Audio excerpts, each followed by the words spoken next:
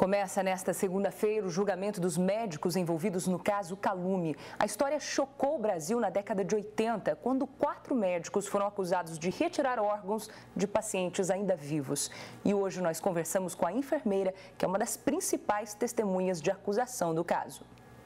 Foram 25 anos de apreensão e silêncio. Rita trabalhou no Hospital Regional em Taubaté e é a principal testemunha de acusação do caso Calume. Ela conta que presenciou um ato de brutalidade de um dos médicos envolvidos na denúncia. Quando eu olhei, os rins já estavam em cima da mesa. Mas ele não para, o doutor Fernando falava. Ele falou, não para? Ele pegou e falou, tão fácil, pegou a lâmina. Assim que furou, o paciente parou de se mexer. O médico que teria assassinado o paciente com traumatismo craniano é o urologista Pedro Henrique Torres Silas.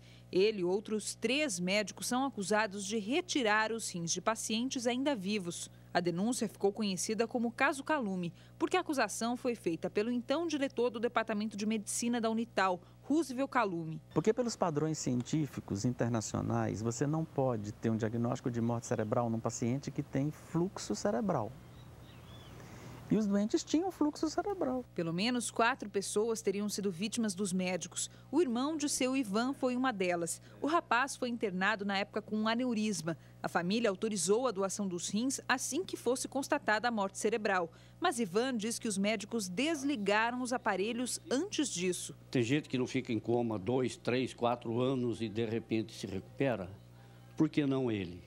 O delegado responsável pela investigação passou 10 anos trabalhando no caso. Na perícia técnica realizada pelo Instituto Médico Legal do Estado de São Paulo e pelo CREMESP, também do Estado de São Paulo. Os 4 pacientes que foram vítimas de homicídio não se encontravam nem morte cerebral e nem morte encefálica. Desde então, o caso se arrasta na justiça. A demora para marcar o julgamento dos médicos foi tanta que um dos 4 acusados, o neurologista Antônio Aurélio Monteiro, já morreu. Outros 2 médicos envolvidos aceitaram conversar com a nossa equipe e rebateram as acusações. Eu tenho absoluta certeza de que os exames neurológicos foram dentro dos parâmetros usuais. O diagnóstico da morte encefálica foi realizado em perfeitas condições de diagnóstico e não há dúvida quanto ao fato. Eu não me formei para isso, para prejudicar a vida dos outros, pelo contrário, eu me formei para salvar a vida e para ajudar as pessoas a viver melhor. O julgamento está marcado para começar na próxima segunda-feira.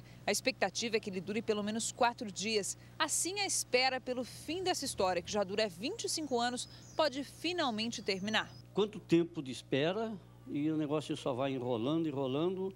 É uma emoção muito grande saber que agora pode resolver esse problema desse processo. O julgamento está marcado para começar às 9 horas da manhã.